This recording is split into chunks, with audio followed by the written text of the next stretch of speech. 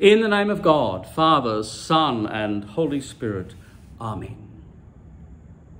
The Boeing 737 MAX passenger airline was grounded worldwide between March 2019 and December 2020 after 346 people died in 2 separate crashes. Now, after a particular model aircraft crashes, it is standard procedure to ground the whole fleet of that model. Such is the level of caution required to ensure that tragedies like this are not repeated. A Boeing 737 carries 174 passengers. This year alone, as at the 31st of January, 1,513 people have died of COVID-19 in Australia. That is the equivalent of 9 Boeing 737s. That's 2 aircraft full of people crashing per week just in the month of January alone. I note the official language has now moved to the phrase lives lost rather than died, as if they can be found later on. They cannot. Now, thankfully, our numbers are nowhere near the stratospheric tragedy of other countries. But the question remains, why do we seem to accept these deaths when they would be totally unacceptable in other circumstances? It was a Boeing 757 that ploughed into the Twin Towers on September 11, 2001, killing 2,996 people. Now, this event caused us to invade another country, entering the longest war we've ever fought, resulting in the expenditure of billions of dollars and the inflicting of untold human suffering. Now, with many more lives being lost, primarily among our most vulnerable citizens, we aren't even able to cobble together a few extra dollars so that we can pay aged care and disability workers a living wage and provide adequate and safe working environments. That would result in better care, for at the moment, nursing home residents are being denied proper care and receiving medication, regular meals, toileting and showers. Each day when these morbid figures are released, they are accompanied by the phrase, the majority of these people were suffering from comorbidities. It's as if some of these lives are of less value than others. As if the fact that if you are old or diabetic or have a respiratory or cardiac illness, it makes it okay for you to die. Now, that is a very well-trodden road that we have gone down enough times in the past that no person of conscience can claim ignorance of its destination. In October last year, the newly installed Premier, Dominic Perrottet, said, "We know that this is not just a health crisis, it's an economic crisis too." Now, while there is something factual about what the Premier says, what we have been brought to understand in the most devastating way is that when we put profit before people, we end up losing both.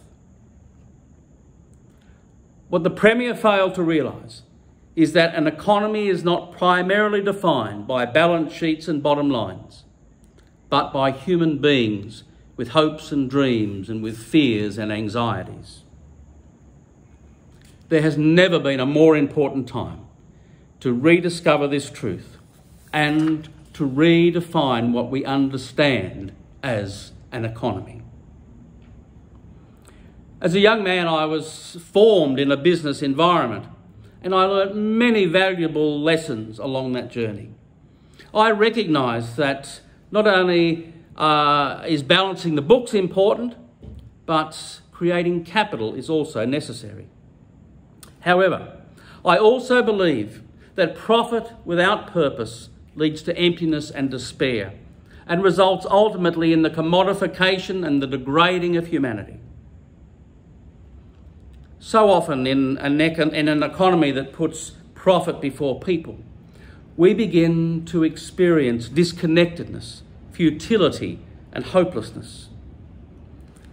This is so well and simply articulated in today's gospel story. We hear the words, "We have worked all night long and have caught nothing." This is a scene of sublime complexities, with the dynamics of intricate backstories that we don't have time to explore in this space. Suffice to say that there is so much going on here that it makes the decisive action that concludes the narrative even more stark and even more powerful.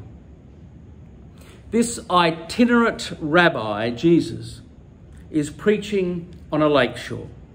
He comes across some fishermen suffering the indignity of having to clean empty nets. They have worked all night and caught nothing. They have nothing to show for their toil. How many of us have felt like that before? How many of us work day in, day out in meaningless jobs just to pay a mortgage on an overpriced house or service debt on things we didn't really need and have long ago stopped giving us pleasure? Jesus brings a message that helps the listener to find purpose.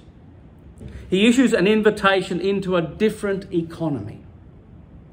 Now, there is no record of what was said on that day, but we can see the effect that his words had on their hearers. When he had finished speaking, we are told, he tells Peter to put out into the deep water for a catch.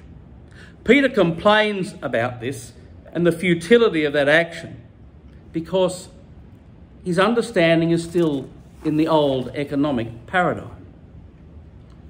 There is a huge catch of fish, we are told, and this catch is symbolic.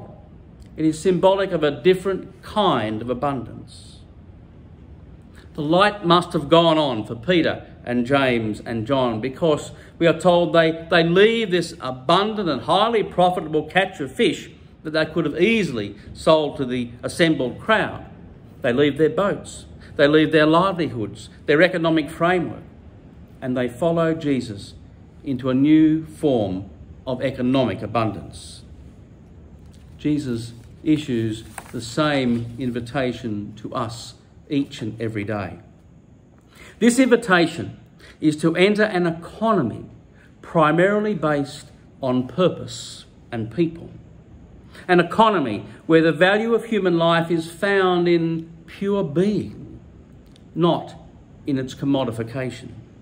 An economy where abundance is understood not in material wealth, but in the quality and depth of societal relationships.